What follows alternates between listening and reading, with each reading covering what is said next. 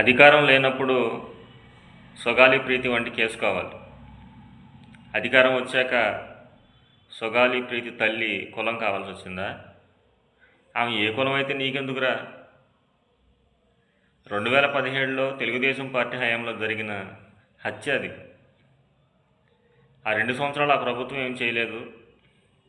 తర్వాత వచ్చిన 2 సంవత్సరాలకి వైఎస్ఆర్ గవర్నమెంట్లో వాళ్ళకి 5 ఎకరాల పొలం ఇచ్చారంట, ఇళ్ల స్థలం ఇచ్చారంట, ఒక ప్రభుత్వం ఉద్యోగం ఇచ్చారంట. కానీ దోషులు దొరకలేదని చెప్పి వాళ్ళు కూడా దాన్ని చేయలేకపోయారు.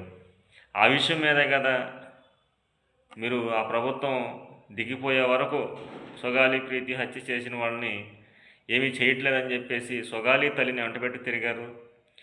అప్పుడు సొగాలి ప్రీతి తల్లి కులం తెలియదా మీకు? ఇప్పుడు ఆ కులం గురించి ఎత్తి ఆమె క్యారెక్టర్ని తక్కువ చేసి మాట్లాడుతూ ఉన్నారు.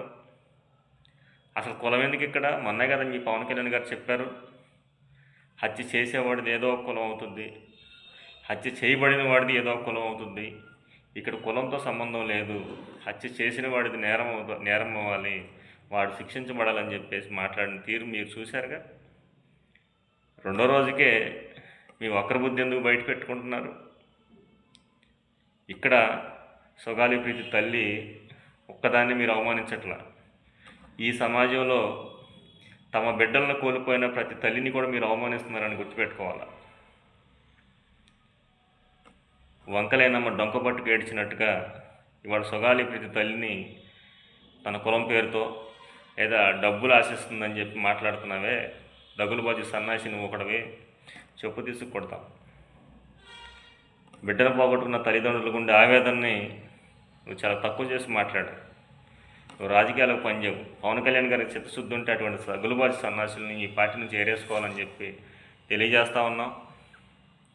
అధికారంలో ఉన్నారు కాబట్టి మీరు వాళ్ళ చట్టాలు చేసి న్యాయం చేసేటువంటి ఆదేశాలు ఇచ్చేటువంటి పరిస్థితుల్లో ఉన్నారు కాబట్టి మీరు ప్రతిపక్షంలాగా మాట్లాడడం మానేసి అధికార పక్షంలాగా చర్యలు తీసుకునేదానికి సిద్ధపడి ప్రజలకు న్యాయం చేయాలని చెప్పేసి తెలియజేస్తూ ఉన్నాం. సొగాలి ప్రీతి తల్లి విషయంలో ఎవరు మాట్లాడినా వాడి నాలుకో వాతలు పెట్టేస్తామని చెప్పి కూడా తెలియజేస్తూ ఉన్నాం. జై భీమ్.